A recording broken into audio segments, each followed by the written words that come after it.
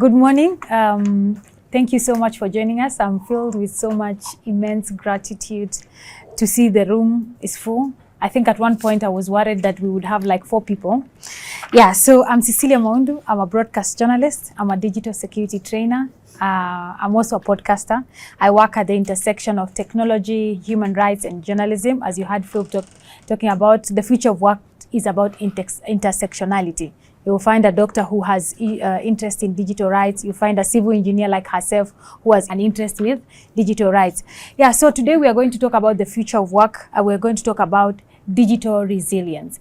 And I'm going to give an opportunity to my 2 guests who are very gracious to accept our invite, because I'm here on behalf of policy as much as I'm here as the host of Digital Dada. So, my name is Mary Mwendwa. I'm the editor for an online publication here in Kenya known as Talk Africa.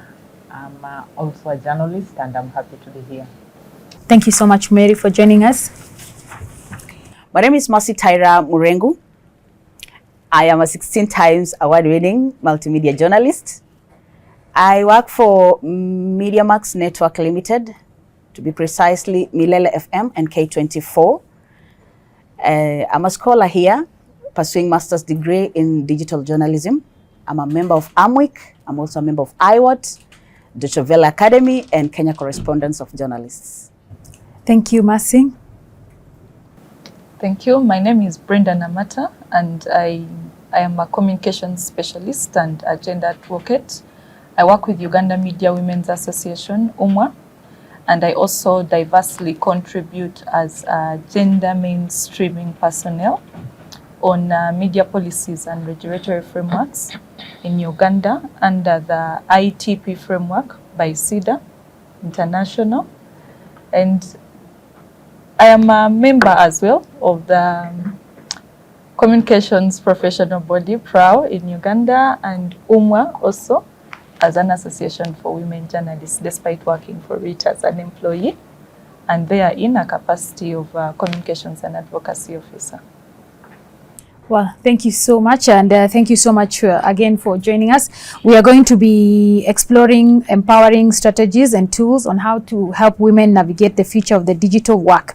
So without further ado, let's kick off this podcast episode on innovative pathways to digital resilience for women. So I think I'll start with Mary. To you, what do we mean by digital resilience? I'll talk in 2 perspectives. Working with journalists and even as a woman who interacts with the digital space largely.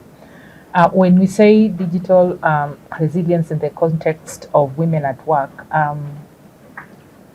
it means that women being able to interact, women being able to work in the digital space despite the advancements. And it means that these women are able to navigate through the space, putting in mind their security concerns, putting in mind the technology innovations that are coming in, so that they are able to navigate through as they progress through their various fields. Now, in the context of journalists, it's a bit wide, but it depends on which area journalist is working. If it is an investigative woman journalist, it means that their digital resilience has to be on a very, very high notch. They have to invest in high-tech cyber security applications so that their work is not compromised. Because if they don't do that, then they're in trouble. Their work will be compromised, they'll be hacked, so many things will happen to them. So briefly, that's it. I'm sure as we progress through these discussions, we'll discuss more. Thank you so much. Thank you, Mary. You bring in a very interesting point. You brought in the angle of investigative journalism. So digital resilience is also more subjective than objective, because we've got very different threats. What Philip can go through is not the same thing that I will be able to go through. You're a journalist who is in the limelight doing a very big show, which has a very large audience across the country. Your threats are not the same as mine, because I'm behind the scenes. So it's also something that we need to look at. So I would also come to you. In your context, what is digital resilience? I think I don't depart very much from Mary's submission, but I would love to just build on that. Digital resilience is simply the ability of women to be able to identify and respond to any form of threats that may manifest on online platforms, so that they are able to exist, to utilize and thrive in their socio-economic rights on the online spaces.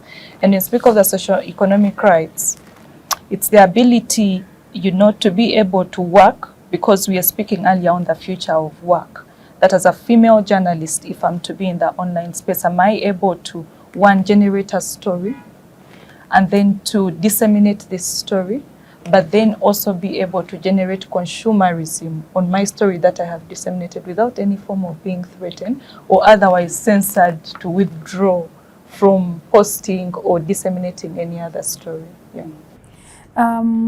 I spoke to some journalists some time back, and she was telling me every time she posts a story online, for a few hours she's in fear because she doesn't know the outcome, And I went home thinking, it's so sad. Can you imagine if she had to post a story every day?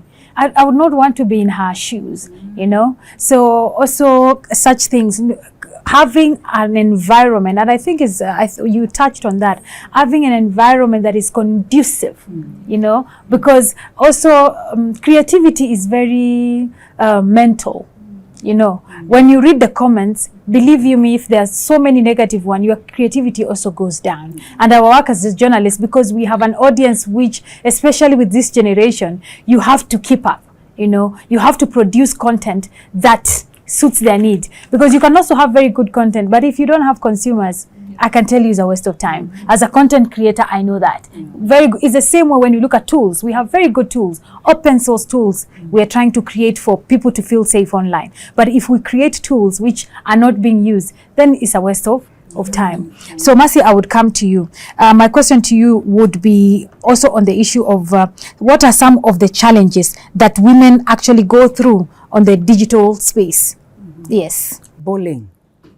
Bullying is a daily thing, and I feel I can give you an example on how I was bullied, before I came to a national media, I used to work for a community radio back there in Eldoret. And after that, I relocated. I worked for Voice of America for an year. But Voice of America, that aside. Now, from a community radio to now a national radio was a challenge for me. Now I'm talking about the challenges women go through when it comes to digital space. So for me, I felt, now a community radio was situated in a place where you interact one-on-one with people from your area, from your community. I mean, it was just a small dynamic area where almost everyone knows you. But now here we are, now you're coming on Limelight to work on a national radio. Now, when I relocated, I had gotten used to a small audience. But now here you are now speaking to Kenyans, over 40 million people listening to you. And to make matters worse, you've been given a prime time kind of program that you need to do it on a daily basis. Now the transition was now where the problem began. Now, the problem is not even talking or going on air. The problem is now, whom are you taking over from? So during that time, I was taking over from a lady who had already built her name, a lady who had been known. And here I am from a community radio. No one knows me in Nairobi. And here I am coming to do this mega program. So the very first time when I came, Cecilia, I thought it was a normal business from where I come from in my community in Eldoret. And people would come, anytime you would pick a call, and someone would just identify you. Hey, Mercy Taira, and you would start conversing. Now here you are in Eldoret talking to 40 million people whom you don't even know. This is a new audience. So the very first time they took a photo of me, and I was taking over from a lady who was, we have different, we have different personality, we have different bodies, the lady whom I was taking over from was, how do we say, Cecilia? Blessed. Blessed. Yes. And you see me, I'm tiny, I'm small. Yeah. So they would take that photo photo of me and that from the presenter who had left, and they would merge, and they would say, this one has big nyash, this one has no nyash, this one, and they would take one nyash from this other lady and put on mine, you know, and they would say to Saidiane nyash, you know, in English it means your nyash is behind, you know. I don't have a big one, surely. You've seen me. But the other one had been blessed. So the cyberbullying is real, and for me, it took long to just cope with that. And you see, people would go at the comment section, and instead of just taking part about the conversation that was going on, they would talk about the body parts, they would talk about the voice, you know, they would talk about, they would bully me like nobody's business.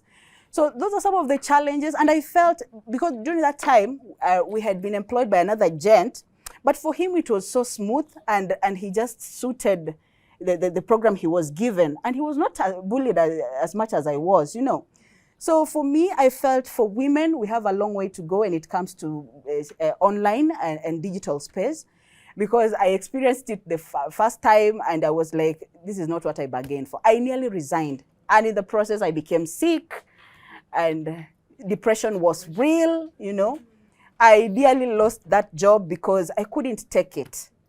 But with time, with friends around, with family and support system, yeah, we were able to maneuver. But it is not easy, Cecilia. And you know, your story is so similar in so many levels. And I realize it's not only in Kenya, it's in Uganda, it's in Tanzania. I was reading a story about a lady who was from Finland, a journalist who has been trending. And she wrote a story about the government, and she's being harassed there. So it's not even a unique problem to third world countries, as we refer to ourselves, but also globally. And I will also come back to you people to tell me what are some of the challenges, or how can we handle this issue, because I know policy has been doing a lot on the issue of online violence. But because of the interest of time, let me move on. So what are some of the strategies, and I would come to you, Mary, what are some of the strategies or innovative ways that we can use to empower women to build a digital resilience, because we cannot afford to leave women behind. We keep saying that the internet is gender blind, but because of what happens on the internet, then the issue of gender comes up. So what are some of the strategies that we can employ, we can use to empower women, because we want them on the digital space, because we don't want the digital divide to keep growing wider, which it is. Yes. Initially, I said I'll talk about the space that I'm working with, yes, because that's the space I know better, yes, the space of women journalists. Yes. I also work with men journalists also, but now I can talk about the women. Yeah. Just before elections, or during that time of elections, there's a lot that happens, especially here in Kenya. There's a lot of stories that are flying around from bloggers, from citizen journalists, and even from credible journalists. Now, sometimes the public is not able to understand which story is credible. Sometimes it's a blogger, and then sometimes they tie into the story that a professional journalist has done. Then it seems the professional journalist is lying. Now, when such things happen, it needs that the journalists need to be educated and mentored, because sometimes back, some journalists could be harassed, and then they don't talk about it. They think, if I talk about it, maybe people will feel I'm being nosy, and I'm just being, I'm talking a lot about my work. But education and mentorship means that these journalists are able to sit with people who have gone through the same and how they have navigated through the same. Another thing is networking and being in support groups, like Association of Media Women in Kenya, where most of us are. They have support groups, they have trainers on digital safety, and all that. And also, I'll speak about investigative journalists. There are organizations that really support investigative journalists, especially women. Like RX have a good training on digital security in the digital space. ICJ, International Center for Journalists. There are many global investigative journalists network. So as a journalist and as a woman who works in this space, you need to gauge your threats. You know, threats graduate. When you get in the investigative space, they graduate. They are on a higher level. So you need to be trained also on a higher level. You may not be trained like an intern who is just entering a newsroom with not so much knowledge. So there's a lot that can be done, and also being just having cybersecurity awareness with you, basic ones like having a two authentication process on your phone, on your laptop, not going to a cyber. You know, sometimes journalists, you find a laptop has crashed, they work in a cyber. You don't need to do that, because a cyber is one of the biggest threats where we get threats on our security space. And even just knowing if you're in a meeting like this one, you don't need to leave your computer on.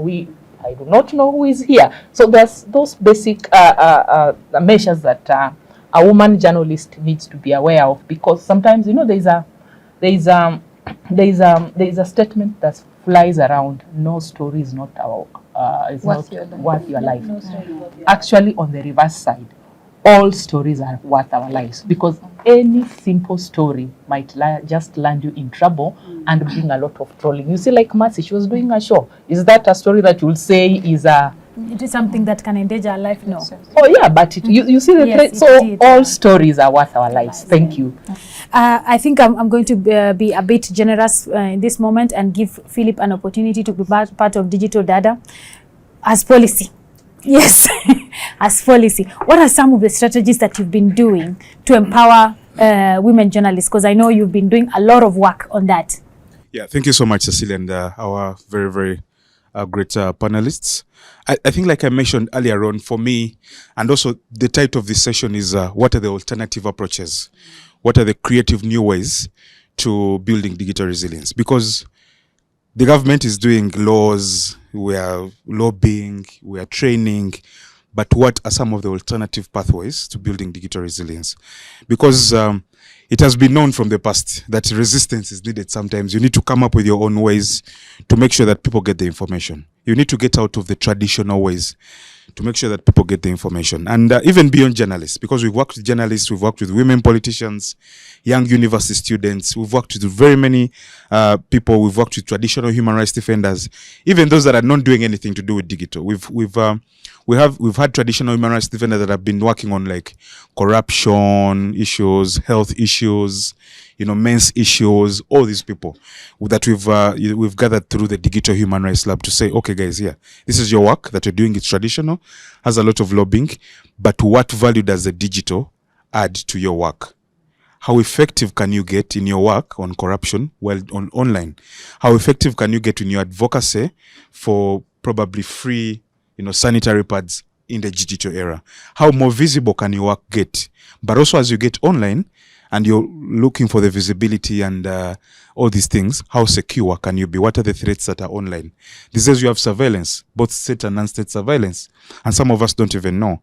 Of course, some people keep using the word hacking, but I want to reserve myself on hacking because, of course, the hacking that most people talk about is not actual hacking, but it's something to pay attention to. That we've had scenarios in Uganda, for example, and I know you know about this, Brenda, where mainstream journalists like the Canaries, their phones have been tampered with. The Pegasus, you've heard about the Pegasus issue. There's quite lots of people I know were affected, but they're not aware.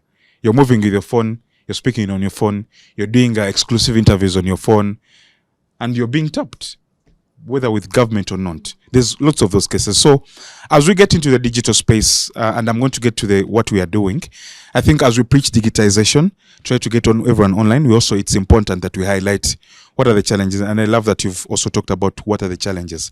Because for many people, every time we preach digitalization, they're like, but is that us? Are we there yet? You talk about digital security, and they're like, then that's where threat modeling comes in.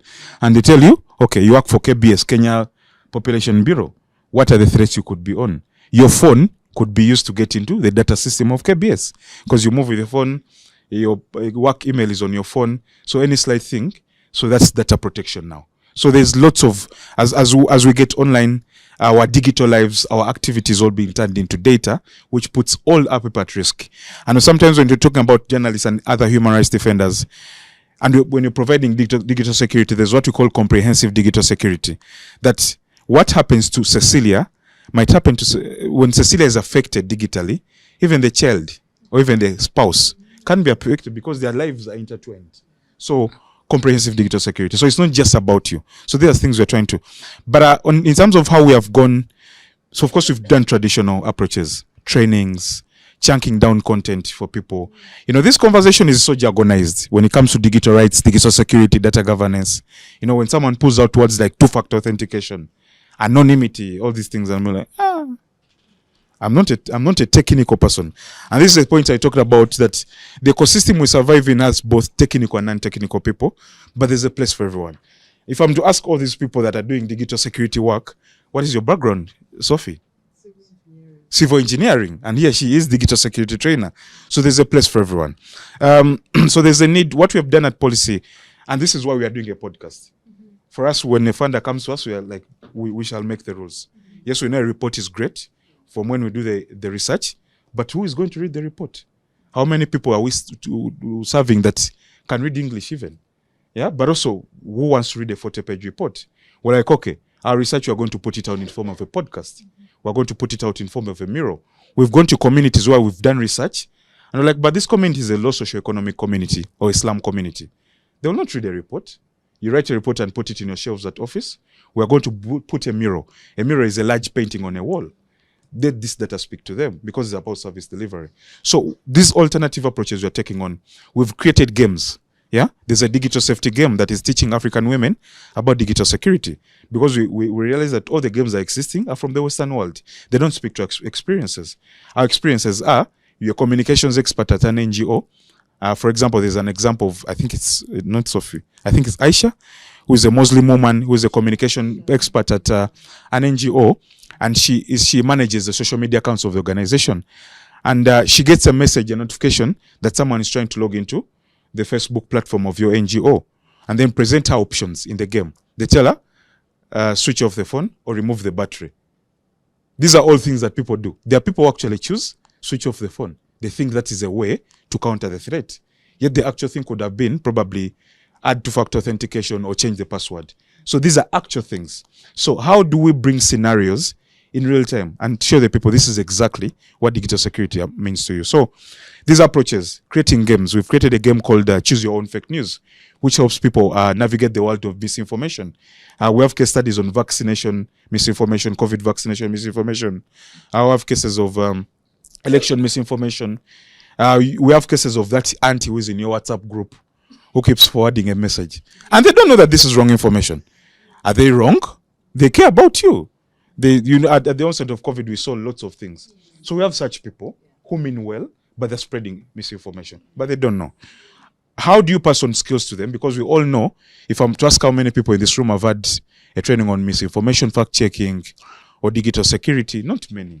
These are privileged things. They are like elite trainings that happen, yet the people that need these trainings are using feature phones. They don't have access to these trainings. So the alternative pathways to digital resilience is we need to get out of our traditional ways. You write your reports, yes, but have abridged versions of these reports. I've been seeing Kiktanet that they have done an accessibility scorecards where they are testing websites of government on how accessible are they. Because Bonita, I think, mentioned the case where there's great laws. And for me, by the honestly, I would not push for any other law. Because now the new laws we are pushing for are now being exclusionary. We're asking for new laws, and the government is using that opportunity to bring laws that are stifling freedoms of expression. Do we need new laws? Maybe. What do we need is make sure that the information is for the people. If Kenya has a new Data Protection Act, how do we make sure that everyone knows about it? How does it serve the woman in the market who has just bought a smartphone, whose the son has sent a smartphone, and they're using probably to speak to their customers? How does the Data Protection Act affect them? So how inclusive are websites, translated, audio for the people that cannot read, things of the sort. So everyone in the room, from what we've done, I think all of us need to get out of our way and be more creative in this approach. So, Philip, what I'm hearing you say, there are so many strategies, but how you implement them, that's where the issue is. Okay, I think my sister from Tamwa, I would just like you, a tweet, but a tweet before Elon Musk. Yes, so a tweet on the issue of cyberbullying, especially for women journalists and women politicians in Tanzania. Yes. An issue of cyberbullying for women journalists and women politicians in Tanzania is quite big, I'll say, because most of the women are afraid. And it's like whatever they are doing online is end of the day is backlash, and the backlash is real. And who have to work with them so that at least they become resilient to continue with the profession, to continue with their interest, with their passion. Then there is where it comes to an issue of health and wellness programs that at least they can learn how to be resilient in whatever they want to do, and also not to go back to whatever they'll do it. And one thing that I've been experiencing is for women to complain about cybersecurity, and whenever you train them, in the end of the day, they also find that they experience a lot of backlash in whatever they do. And you know what? Issue of gender is an issue of power competition, and therefore when the competitors and whatever they're doing, they find that through online women can thrive further. They now start to be innovative on how they can cyberbull them, physical bull them, even make a number of hose accounts that they can cyberbull them in whatever they are doing. And sometimes they go even to threat their families, their spouses and children. And sometimes they go, if it's women politicians, they'll go into their political parties and to find ways on how to bull them. So I think wellness and mental health programs are the best strategy to work with the cyberbullying of women in the online, but also physical, for them to be resilient and also recapture the opportunities that are coming from the online.